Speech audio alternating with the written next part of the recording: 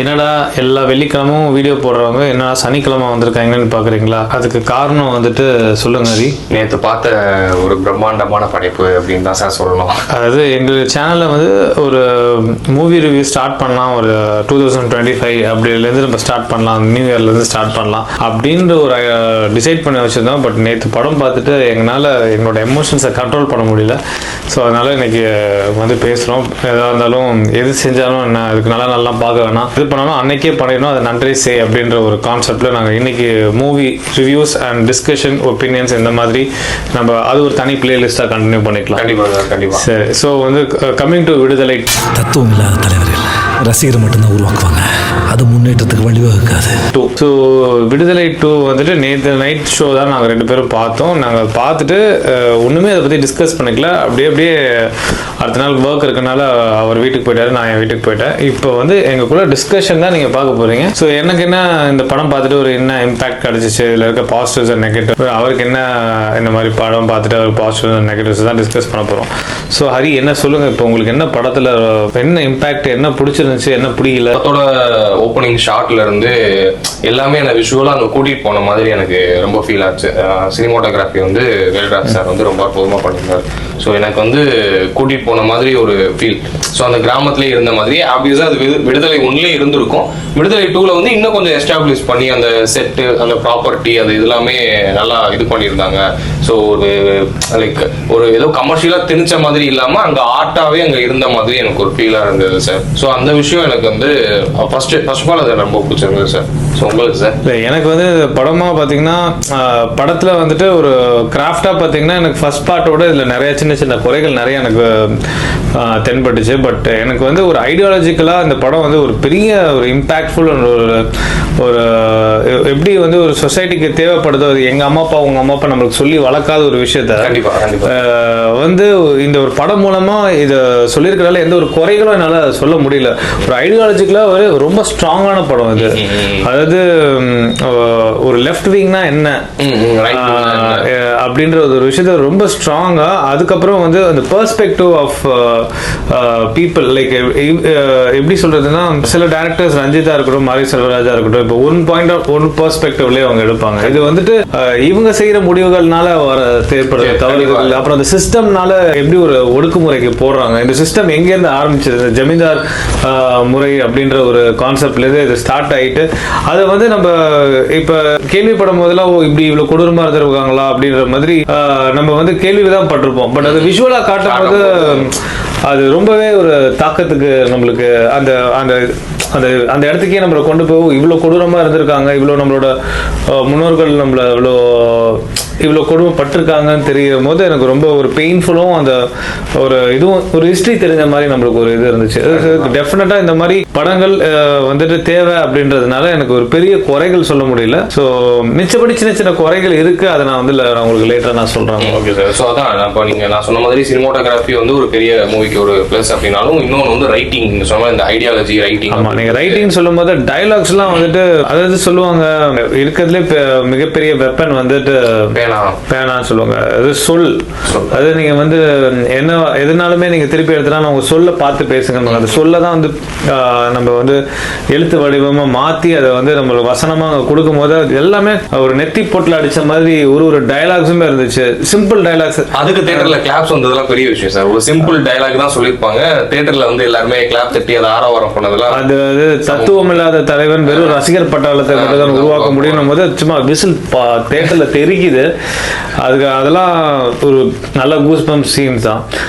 எனக்கு வந்துட்டு இதில் அதான் பாசிட்டிவ்ஸ்ன்னு சொல்ல போனால் டெஃபினட்டாக காஸ்ட் அண்ட் க்ரூ அவங்களோட வேலையை வந்து சூப்பராகவே நம்ம பண்ணியிருக்காங்க. அந்த காஸ்ட் அண்ட் க்ரூ வந்துட்டு டெஃபினட்டாக விஜய் சேதுபதி இந்த வருஷத்துக்கு அவருக்கு ஒரு 2 சூப்பர் படம், ஒரு தரமான படம் மகாராஜா, அப்புறம் விடுதலை 2. ஸோ வந்து ஒரு தரமான படத்தை நடிச்சிருக்காரு. அப்புறம் as usual மஞ்சு வாரியர் அவங்க வந்து நல்லா பண்ணியிருக்காங்க. கென் கருணாஸ் அவர் வந்துட்டு அசுரன்ல எப்படி ஒரு ஏய் ஏன் சும்மா இருக்க மாட்டியாடா, எப்ப பார்த்தாலும் அப்பாவுக்கு பிரச்சனை கொடுத்துட்டே இருப்பாடான்னு ஒரு எப்படி அந்த கேரக்டர் எப்படி ரைட் பண்ணியிருக்காங்களோ அதை நம்மள்கிட்ட அது கொண்டு செலுத்தி இருப்பாரு அவரோட ஆக்டிங் மூலமா.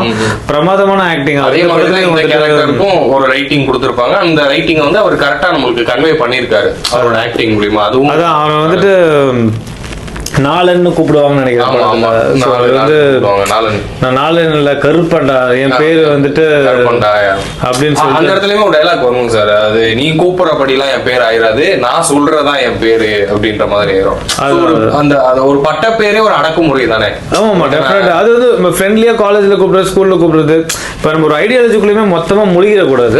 எதை ஃப்ரெண்ட்லி, எதை வந்து இது வந்து ஒரு சிம்பிள் ஆஃப் அடக்குமுறைன்றதை நம்ம வந்து கொஞ்சம் பகுத்தறிந்து பார்க்கணும். ஸோ வந்து இப்போ அந்த விஜய் சேதுபதின்ற கேரக்டர் வந்து நாளா அப்படின்னு கூப்பிடுறப்ப, சார் எத்தனை தடவை சொல்லியிருக்கேன் என் பேர் நாளா இல்ல அப்படின்ற மாதிரி ஒரு டோன்ல சொல்றான். அதே இது இன்னும் அவன் சொல்றப்போ லைக் அது வந்து அவனுக்கு கோவம் வருது இல்ல சார், நீங்க சொன்ன மாதிரி. அதாவது உன்னெல்லாம் இப்படிதான்டா கூப்பிடுவேன் அப்படின்ற ஒரு மைண்ட் செட்டோட கூப்பிடுறதுன்றது தான் ராங். ஸோ அது வந்து அந்த ஒரு பேர்லயே எப்படி ஒரு அடக்குமுறை இருக்குன்றதையும் ஒரு டைலாக்ஸ் மூலமா நறுக்குன்னு நம்ம இதுல சொல்லியிருப்பாங்க. டைலாக்ஸ் எனக்கு யார் எழுதியிருக்காங்கன்னு தெரியல படத்துல. ஸோ அது நம்ம இதுக்கப்புறம் தெரிஞ்சுக்கிட்டோம்னா அது எக்ஸ்ட்ராடினரி டயலாக்ஸ் அது. சரிங்களா? இதுல இன்னும் நிறைய பாசிட்டிவ்ஸ்ன்னு கேட்டீங்கன்னா டெஃபினட்டா மியூசிக் சொல்லலாம். மியூசிக் வந்துட்டு ஒரு அந்த விடுதலையோட பிஜிஎம்ஏ வந்துட்டு நம்மளுக்கு ஒரு ரெவல்யூஷனரி ஒரு நல்ல மியூசிக் இருந்துச்சு. பட் அங்கங்க கொஞ்சம் பேக்ரவுண்ட் ஸ்கோர்ஸ் வந்து கொஞ்சம் இன்னும் பெட்டரா இருக்கு. நம்ம டக்குனு அந்த அசுரன் ஒரு ஸ்டாண்டர்ட் கிரியேட் பண்ணுச்சுல. ஸோ அந்த வா அசுர வா அப்படின்னு போயிட்டு அந்த இது பண்ணும் போது நம்மளுக்கு கிடைக்கிற அந்த கூஸ் பம்ப்ஸ் கொஞ்சம் மிஸ் ஆன மாதிரி இருந்துச்சு. மிச்சப்படி ஒரு மூட ஸ்பாயில் பண்ணாத ஒரு பேக்ரவுண்ட் ஸ்கோர் டெஃபினட்டா இருந்துச்சு. குறை சொல்ற அளவுக்கு இல்ல அப்படின்னாலும் லைக் அது ஒரு ரோல் ப்ளே பண்ணிருச்சு அந்த மியூசிக். டெஃபினட்டா. Okay sir. ஸோ இப்போ அடுத்து வந்து லைக் பார்ட் 1க்கும் பார்ட் 2க்கும் எந்த அளவுக்கு டிஃபரன்ஸ் இருக்கு? ஸோ அதுல இருந்த விஷயங்கள் இதுல கன்வே ஆயிருக்கா, கரெக்டா கன்வே ஆயிருக்கா அப்படின்றத இல்ல அது கரெக்டாவே அந்த எப்படி சொல்றது, இதுக்கு தனியா ஒரு இது படம் ஓடிடுச்சு அதுக்காக இருக்கிற சீக்வல் எல்லாம் கிடையாது. இது அந்த படத்தோட எண்ட்லயே வந்துட்டு நம்மளோட வாத்தியாரை பிடிச்சிருவாங்க. வாத்தியாரை பிடிச்சதுக்கு அப்புறம் கௌதம் வாசுதேவனோட இன்ட்ரோகேஷன் சீன் எல்லாமே ஒரு கிளிம்ஸ் இருக்கும். ஸோ இதுக்கு அடுத்ததே நம்மளுக்கு தெரியும், இது அடுத்தது வாத்தியாரோட கதை தான் அப்படின்றது நம்மளுக்கு தெரியும். ஸோ அங்கிருந்து கொண்டு போயிட்டு வாத்தியார் ஏன் இப்படி ஒரு ரெவல்யூஷனிஸ்ட் ஆனாரு, அங்க எப்படி வந்துட்டு கேகேவை மீட் பண்றாரு, கம்யூனிஸ்ட் தலைவர் கேகேவை மீட் பண்றாரு, அங்க வந்து அவர்கிட்ட இருந்து சித்தாங்களை எப்படி கொண்டு போறாரு, அது மூலமா அவரு வந்து அவரோட ஸ்டாண்ட்ல இருந்து எப்படி வந்து வன்முறையை கையில எடுத்துக்கிறாரு. வன்முறையை கையில எடுத்ததுக்கு அப்புறம் அவங்களுக்குள்ள ஏற்பட்ட ஒரு பிரிவு, அதனால ஏற்பட்ட மரணம் அப்படின்னு ஒரு கரெக்டா இருந்துச்சு. அது ஸ்கிரீன் பிளே வந்துட்டு கதை எங்கிட்ட கொண்டு போதோ அது கரெக்டா அதுக்கான காட்சி அமைப்புகள் நல்லாவே இருந்துச்சு. ஸோ என்ன அந்த ஹீரோயின் போர்ஷன் மட்டும் தான் கொஞ்சம் எனக்கு அந்த ரொமான்ஸ் இதெல்லாம் கொஞ்சம் லைட்டா திணிச்ச மாதிரி இருந்துச்சு. அது கொஞ்சம் எடுத்து வச்சு பார்த்தாலுமே படத்துல எந்த ஜம்பும் இருக்காது. பட் படம் அதான் செகண்ட் பார்ட் வந்துட்டு டெஃபினட்டா எப்படி ஃபர்ஸ்ட் பார்ட்ல இருந்து அந்த சீக்வலுக்கு அப்படி என்ன டிராவல் ஆகணுமோ அது அப்படியே போய் ஒரு கிளைமேக்ஸ் வந்து ஒரு எதிர்பார்க்காத ஒரு கிளைமேக்ஸ் அவங்க கொடுத்தாங்க. இப்போ நீங்க சொன்ன மாதிரி விடுதலை பார்ட் 1 பார்ட் 2 அப்படின்றத தாண்டி சார் இது வந்து விடுதலை. சோ நீங்க இத அப்படியே ஒரு கம்ப்ளீட் மூவியா பாத்தீங்கன்னா உங்களுக்கு அந்த ஃபுல்ஃபில்னஸ் கிடைக்கும். அந்த விடுதலை பார்ட் 1ன்றது ஃபர்ஸ்ட் ஹாஃப் ஆகும், பார்ட் 2ன்றது செகண்ட் ஹாஃப் ஆகும். நீங்க அத பாத்தீங்கன்னா உங்களுக்கு ஒரு நல்ல ஃபுல்ஃபில் கிடைக்கும். அதாவது 6 மணி நேரம் படம் அப்படின்ற மாதிரி நம்ம ஏன்னா இது அந்த ஃபெஸ்டிவல்ஸ்ல எல்லாம் போடுறப்போ 6 மணி நேரம் தான் போட்டிருக்காங்க. சோ 3 hours பிரேக் விட்டு அதுக்கப்புறம் 3 hours படம் பார்த்திருக்காங்க. சோ அந்த மாதிரி தான் அந்த ஃபெஸ்டிவல்ஸ்ல அந்த படம் பார்த்து செலிப்ரேட் பண்ணிருக்காங்க அப்படின்ற மாதிரி நியூஸ். சோ அந்த மாதிரி பார்த்தோம் அப்படின்னா சோ நீங்க படம் பார்க்க போறீங்க அப்படின்னா ஒரு ரீவாட்ச் பண்ணிருங்க விடுதலை 1. அதுவும் டைரக்டரோட அன்கட் வெர்ஷன் பாத்தீங்கன்னா இன்னும் நல்லா இருக்கும். ஆமா, எனக்கு இன்னொரு டிஸ்டர்பிங்கான விஷயம் என்னன்னா சார், இந்த சென்சார் போர்டு மேல எனக்கு செம்ம காண்டா இருக்கு சார். ஏன்னா ஏ சர்டிபிகேட்னு கொடுத்துட்டாங்க. சோ அங்க போற எல்லாருமே 18 வயசுக்கு மேல இருக்கவங்க தான். சோ அப்புறம் எதுக்கு சார் அங்க இருக்கக்கூடிய அந்த வேர்ட்ஸ் அரசாங்கன்ற வேர்ட்ஸ் எல்லாம் மியூட் பண்றாங்க? இதெல்லாம் பெரிய விஷயம் இல்லை. ஜாதின்ற வேர்டை மியூட் பண்றாங்க. இதெல்லாம் எல்லாருமே காமனா சொல்லிட்டு இருக்காங்க. அவங்க அதை வச்சு ஒரு அரசியலே பண்ணிட்டு இருக்காங்க. ஆனா ஒரு சினிமால ஒரு பேச்சு சுதந்திரமே இல்லாம அந்த வேர்டெல்லாம் மியூட் பண்ணி அந்த கோரான சீன்லாம் மியூட் பண்ணாம லைக் பிளர் பண்ணாம இருந்திருந்தாங்கன்னா இது ஒரு ஹாலிவுட் மூவி பார்த்து ஒரு லைக் 12 Years of Slaveன்னு சொல்லிட்டு ஒரு படம் இருக்கும் சார். அந்த படம் பார்த்த மாதிரி ஒரு ஃபீல் இன்னும் கனெக்ட் ஆயிருக்குமோன்ற மாதிரி எனக்கு தோணுது சார். இல்ல இப்ப கூட டெட்பூல்லாம் வந்துச்சு, அதுல பார்க்காத பிளட், அதுல பார்க்காத வயலன்ஸ். ஆமா சார். அதாவது முடிஞ்ச அளவுக்கு இது வந்து ஒரு ஹைலி ஒரு பொலிட்டிக்கலா ஒரு மிகப்பெரிய ஒரு ஸ்டேட்மெண்ட் இந்த படம். இது வந்து ஒரு நிறைய பேர் வந்து வச்சுதான் பொழப்பை நடத்திட்டு இருக்காங்க. அதுக்கு எதிராக வந்து ஒரு 3 மணி நேரம் ஒரு நல்ல நறுக்குன்னு மண்டையில உரைக்கிற மாதிரி ஒரு ஸ்டேட்மெண்ட். அது எங்க கொண்டு போய் சேர்க்கணுமோ, யாரு இதை போய் இது பண்ணணுமோ அது போய் சேர்ந்துரும். அது கண்டிப்பா சென்சார் போர்டுன்றது வந்து எதுக்கு பயன்படும், அதுவே ஒரு அடக்குமுறையா இருக்கு. ஸோ அதுவுமே மீறி தானே அந்த படம் வந்திருக்கு. ஸோ அந்த மாதிரி அந்த படத்துல சொல்ற மாதிரி சித்தாந்தங்கள் வந்து தலைவரோட சித்தாந்தங்களை நம்ம ஸ்ப்ரெட் பண்ணிட்டோம்னா அது மக்கள் கிட்ட போச்சுன்னா அது வந்து ஒரு மக்கள் பேர் எழுச்சிக்கு அது வந்து ஹெல்ப்பா இருக்கும்னு சொல்லிட்டு படத்தோட கருவும் அதுதான். கண்டிப்பா. ஸோ வந்து எப்படி வந்து ஒரு ஐடியாலஜி, அதாவது கார்ல் மார்க்ஸோட ஐடியாலஜி கம்யூனிஸ்ட் எல்லாரும் சமம் அப்படின்றது, பெரியாரோட ஐடியாலஜி, இந்த மாதிரி பல தலைவர்களோட ஐடியாலஜி பேர் நம்மளுக்கு சொல்லாதனால அவங்களாம் இல்லாம போயிட மாட்டாங்க.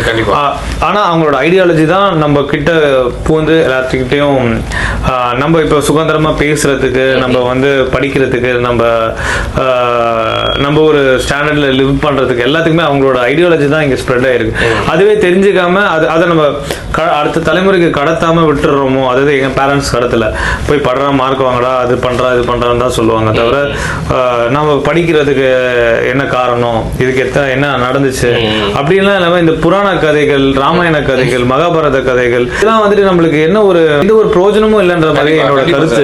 இதுவே வந்துட்டு ஏன்னா வந்து இப்ப நீங்க வந்து நீ இப்ப இந்த உடையை போட்டுட்டு இப்படி நீ வாழ்றதுக்கு என்ன ஒரு காரணம், நீ என்ன உன்னோட முன்னோர்கள் பண்ணியிருக்காங்க, என்ன தவறுகள் பண்ணியிருக்காங்க, என்ன வந்து இதை போராடி வாங்கியிருக்காங்கன்ற விஷயம் தெரியணும். ஒரு சிம்பிளா கேரளால வந்து முளைவரி டாக்ஸ், அதாவது ஈவன் உங்களுக்கு பிரா போடுறதுக்கு ஒரு பிளவுஸ் போடுறதுக்கு அதை வந்து ஒரு பெண்மணி வந்து அதை அவளோட மார்பை அறுத்து தான் அதை வந்து அந்த டாக்ஸை வந்து இது கொடுத்து ஒரு ரத்தமும் சதையுமா நம்ம ஈஸியா பண்ற விஷயத்த ரத்தமும் சதையுமா ஒரு போராடி வாங்கியிருக்காங்கன்றத கருத்தை வந்து தெரிஞ்சுக்காம ஒரு தலைமுறை வளர்ந்துகிட்டு இருக்குன்ற போது இந்த மாதிரி படங்கள் வந்து அதை தெரிவிக்கிறதுன்றது நம்மள வந்து எஜுகேட் பண்ணிக்கிற மாதிரி. ஸோ இது ஒரு மிகப்பெரிய ஒரு எஜுகேஷன் டாக்குமெண்ட்ரி ஒரு கமர்ஷியலா கொடுத்த மாதிரி. ஸோ அதனாலதான் வந்துட்டு இந்த படத்தை வந்து குறைகள் இருந்தாலுமே என்னால வந்துட்டு ஒன்னோட இந்த 2 வந்து கொஞ்சம் சின்ன சின்ன தொய்வுகள் படத்தில் இருந்தாலுமே ஐடியாலஜிக்கலா இந்த மாதிரி படங்கள் வந்துட்டு நம்மளோட சமுதாயத்துக்கு தேவை. ஏன்னா நிறைய பேர் வந்து டைவர்ட் ஆகியும் டைல்யூட் ஆகியும் இருக்காங்க. ஸோ வந்து இதை வந்து திருப்பியும் ஒரு நம்ம சமுதாயத்துக்குள்ள கொண்டு வரது, இன்ஜெக்ட் பண்றது ரொம்ப ரொம்ப தேவையான ஒரு விஷயமா நான் பாக்குறேன். ஒரு பொலிட்டிக்கலான ஸ்டாண்டான நீங்க சொன்ன மாதிரி ஒரு செம்மையான படம் சார். ஏன்னா நம்மளுக்கு ஒரு என்னதான் பெரிய பெரிய அரசியல் தலைவர்கள் நம்மளுக்கு உதவி பண்ணியிருந்தாலுமே அந்த கம்யூனிஸ்ட் வச்சிருக்கக்கூடிய அந்த சித்தாந்தங்கள் தான் சின்ன சின்ன குக்கிராமங்கள்ல போய் அவங்க ஆரம்பிச்சிருக்காங்க சார். இப்ப எல்லா குக்கிராமங்களையுமே அந்த கம்யூனிஸ்ட்ன்ற ஒரு அடையாளம் இருக்கு. சில பேருக்கு அந்த கம்யூனிஸ்ட்னா என்னன்னே தெரியாம இருக்காங்க. ஒரு மேஜர் அதெல்லாம் சின்ன சின்னதா அங்கங்க காட்சிகளா பல படங்கள் வந்திருக்கும். கம்யூனிஸ்ட்னா வந்துட்டு போராட்டம் வறுமன் ஒரு டைலாக் இருக்கும். அதே மாதிரி கம்யூனிஸ்ட்ன்றதும் ஒரு உணர்வு தான். அதை கார்ல் மார்க்ஸ் சொன்னாருன்னு சொல்லி அன்பேசியம்ல வந்து கமல் சொல்றாங்க. இந்த மாதிரி அங்கங்க சித்தாந்தங்களை தூவி விட்டு போகாம இது வந்து ஒரு எப்படி சொல்றது ஸ்டேஜ் போட்டு ஒரு பிரச்சாரமா இருந்துச்சு. அது இதுக்கு எதிராக இருக்கவனா கூட கவனிக்க வைக்கிற கூடிய ஒரு பிரச்சாரமா நான் பாக்குறேன் இந்த படத்தை. சோ அதுல ஒரு காட்சியெல்லாம் வந்துட்டு எப்படி இந்த பணத்தை வந்து இந்த தெருக்குள்ள கொண்டு போக கூடாதுன்னு சொல்லும் போது ஒரு போராட்டம் வரும். அந்த இடத்துலதான் வந்து நீ பேசவே கூடாது, தப்படிடான்னு சொல்லும் போதுதான் அப்படியே கூஸ் பம்ஸா இருந்துச்சு. அந்த மாதிரி ஒரு சீன்லாம் ஃபயரா இருந்துச்சு சார். நல்லா சவுண்ட் போட்டு கத்தணும். ஏன்னா செத்ததுக்கு அப்புறமும் அந்த சக மனுஷனுக்கு கிடைக்கக்கூடிய அந்த மனிதம் வந்து அவனுக்கு கிடைக்கல. அதாவது பிறப்பால ஒருத்த வந்து மேல கீழே அப்படின்ற ஒரு கான்செப்ட் எப்படி நம்மளை நம்ப வச்சாங்க, இன்னமும் நம்பிட்டு இருக்காங்க பொது அப்படின்றத வந்து பிரேக் பண்ணியிருக்காங்க. பிரேக் பண்ணிட்டு அதை கடத்தாம விட்டுட்டாங்க. அதனாலதான் வந்து அதை டைல்யூட் ஆகி இப்போ வந்து திருப்பி அதை நம்புறாங்க நிறைய பேர், அதுதான் ஃபாலோ பண்ண. ஸோ இந்த படம் வந்து ஒரு பெரிய இம்பாக்டை கொடுத்துருக்கு. டெஃபினட்டா highly recommended movie to watch for this year. So one of the best movie of this இயர்னு கூட சொல்லிக்கலாம். டெஃபினட்டா எல்லாரையும் நம்ம வாட்ச் பண்றதுக்கு நாங்கள் ரெக்கமெண்ட் பண்றோம். ஸோ இந்த மாதிரி new movies, highly watchable movies, பழைய மூவிஸ் எல்லாத்தையும் நாங்கள் ரிவ்யூ பண்ணலாம்ன்ற மாதிரி நாங்கள் ஸ்டார்ட் பண்ணுறோம். ஒரு டிஸ்கஷன் அண்ட் ஒப்பீனியன் மாதிரி நம்ம பண்ணலாம்னு இருக்கோம். ஸோ எங்களுக்கு சப்போர்ட் பண்ணுங்க. எங்களோட ஏதாச்சும் மிஸ்டேக்ஸ் இருந்துச்சுன்னா அதில் கமெண்ட்ல தெரிவிச்சுங்க. பிடிச்சிருந்துச்சுன்னா லைக் போடுங்க. உங்களோட ஃப்ரெண்ட்ஸ் அண்ட் ஃபேமிலிக்கு ஷேர் பண்ணுங்க. Thank you guys.